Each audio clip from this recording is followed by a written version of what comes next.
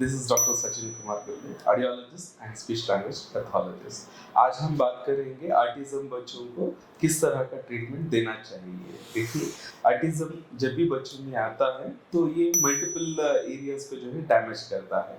Mainly उनका sensory system को damage करता है, जिसकी वजह से वो सभी तरह के कपड़े नहीं पहन पाते हैं और वो हाइपर एक्टिव भी रहते हैं। हेयर कट नेल कट को भी वो एक्सेप्ट नहीं करते हैं। छोटी छोटी चीज़ें अगर उनके आंख पर अगर लगती है तो वो बहुत ज़्यादा ही इरिटेट हो जाते हैं। तो इसके लिए हम लोग क्या करते हैं, सेंसरी इंटीग्रेशन थेरेपी जो है देते हैं। इस थेरेपी से क्या होता है, उनको उनका जो हाइपरनेस है वो बहुत ज़्यादा एक्टिव रहना जो है वो कम हो जाता है। यहाँ पर हाइपर एक्टिवनेस कम होता है तो उसके साथ साथ क्या होता है, उनका बॉडी कोऑर्डिनेशन आता है, प्रोप्रियोसेप्शन बढ़ता है, चीज़ों को उठाना, चीज़ों को रखना, चीज़ों को अच्छे से देखना, चीज़ों को संभाल कर रखना, ऐसी चीज़ें बहुत सारी उनमें आ जाती हैं। और दूसरी चीज़ है, उनमें खुद के उनके बॉडी का अवेयरनेस आना, मीन्स खुद की बॉडी जो है उनको अवेयरनेस नहीं रहता है, तो ये अवेयरनेस भी आ जाता है सेंसरी इंटीग्रेशन थेरेपी से।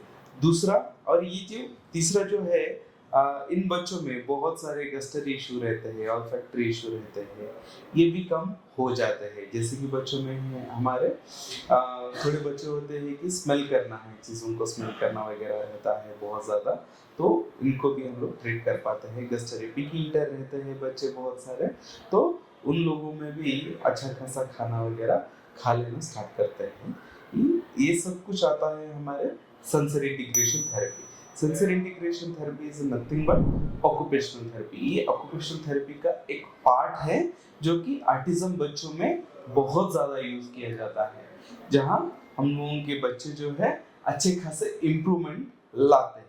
अगर ये जो है रूट ऑफ कॉज है, सेंसरी इंटीग्रेशन थेरेपी जो है ऑटिज्म बच्चों में रूट ऑफ कॉज है, ठीक है। अगर यहाँ पे अगर शांत हो जाएंगे तो बहुत सी जगह, जैसे बिहेवियर है उनका, कॉग्निशन है उनका, सोशल है उनका, या इमोशनल है उनका, इन सभी चीज़ों में हम लोगों को इम्प्रूवमेंट देखा जाता है। और साथ ही साथ स्पीच थेरेपी में भी हम लोगों को इम्प्रूवमेंट देखा जाता है। तो पहला आपके बच्चों में देने वाली थेरेपी जो है सेंसरी इंटीग्रेशन थेरेपी पहली थेरेपी है। दूसरी थेरेपी है बिहेवियर थेरेपी। अगर बच्चा आपका कॉग्निशन मीन्स उसके सोचने की शक्ति हो, समझने की शक्ति हो, या फिर सुनने की शक्ति हो, या फिर किसी चीज को दिमाग से लगाने वाली हो, इन सभी चीजें जो है हमारे कॉग्निशन में ही आती है। उसके साथ साथ बच्चों को देखकर इमिटेट करना, मीन्स दूसरों को देखकर कॉपी करना जो है यहीं पे हम लोग सिखाया जाता है, जो कि बिहेवियर थेरेपी में आता है। और तीसरा जो है हमारा इमोशन, जैसे कि इन बच्चों में ज्यादातर पता नहीं चलता है कि अगला वाला जो इंसान है वो हैप्पी है, सैड है, नर्वस है, या फिर वो रो रहा है। ऐसे बहुत सारी चीजें हैं जो उनमें समझ में नहीं आती है। हाँ, कभी कभार हम अगर उनको डांटते हैं तो डांट, हंसी और थोड़ा सा सादापन जो है समझ में आता है। इसके अलावा दूसरे जो इमोशंस है उनमें समझ में नहीं आते, जैसे कि सिंपैथी है, एम्पैथी है, नर्वसनेस है, टेंशन है, एक्साइटमेंट थोड़ा बहुत समझ में आता है, या बाकी की चीजें जो होती है वो उनमें समझ में नहीं आती है। तो इसी के लिए ही हम लोग क्या करते हैं, इनको बिहेवियर थेरेपी दी जाती है। और साथ ही साथ में प्ले, मीन्स प्ले, इनको जो है साथ ही साथ बच्चों के साथ खेलना होने दीजिए, या फिर रूल्स के हिसाब से खेलना होने दीजिए, या फिर प्रिटेंड प्ले होने दीजिए। ये सब इनको समझ में नहीं आता है, जो कि बिहेवियर थेरेपी में ही सिखाया जाता है। तो ओवरऑल हमारी आती है बिहेवियर थेरेपी सेकंड नंबर पे। तीसरी जो होती है हमारी विजन थेरेपी। विजन थेरेपी में जो है बहुत से बच्चों में आई कांटेक्ट नहीं रहता है। ऑटिज्म बच्चों में हम लोग देखते हैं बहुत से सेंटर्स में विजन थेरेपी नहीं रहता है, या फिर बहुत सारे प्रोफेशनल्स को भी नहीं पता है विजन थेरेपी क्या होती है और किस तरह से की जाती है। बहुत से पेरेंट्स ऐसे भी कहते हैं कि हाँ, आई कांटेक्ट नहीं है तो बिहेवियर थेरेपी देने से हो जाएगा। नहीं, ऐसे नहीं होता है। हम लोग बिहेवियर थेरेपी में एकेडमिक्स पे भी वर्क करते हैं, बट पूरी तरह के आई हैंड कोऑर्डिनेशन के ऊपर काम नहीं करते हैं।